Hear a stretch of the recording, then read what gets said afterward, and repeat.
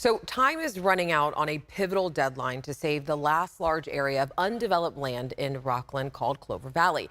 We first brought you the story of Jessup University's attempt to buy hundreds of acres of land for preservation back in early 2023. And as we reported, they paid the down payment, but have since then struggled to come up with the nearly $8 million to complete the purchase.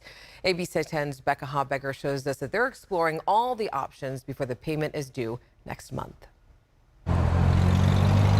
Amid the hustle and bustle of Rocklin, Clover Valley is a sanctuary of peace, a more than 600-acre stretch of land within Rocklin city limits. It's like stepping back in time. Jeff Darlington is executive director of Placer Land Trust, a nonprofit that has protected more than 14,000 acres throughout the county. It's partnering with private Christian Jessup University to turn Clover Valley into a preserve. Anybody who's been in this area knows that it's a historic area. It's beautiful. It has Native American artifacts, also some wonderfully environmentally sensitive species. Dr. John Jackson is president of Jessup University, which entered into a purchase agreement with the private developer that owns Clover Valley for 400 acres. The $2.25 million down payment was comprised of $1 million from the city of Lincoln, $1 million from Placer County, and $250,000 from Emigrant Trails Greenway Trust.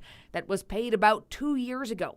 Jessup then needed to raise about $8 million to complete the purchase, and time is running out. This is so time sensitive. We have a large payment due in December.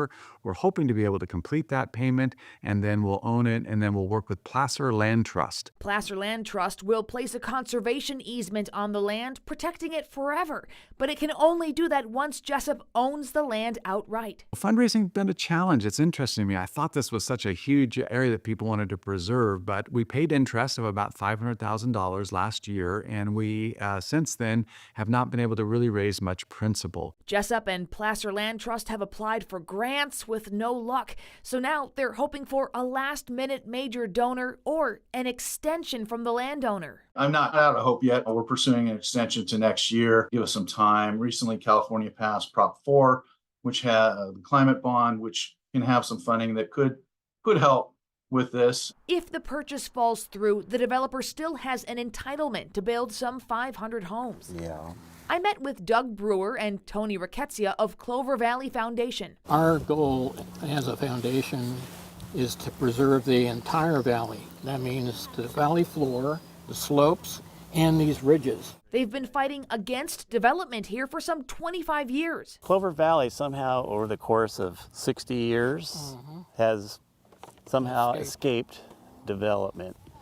And it would just be kind of heartbreaking to see this develop.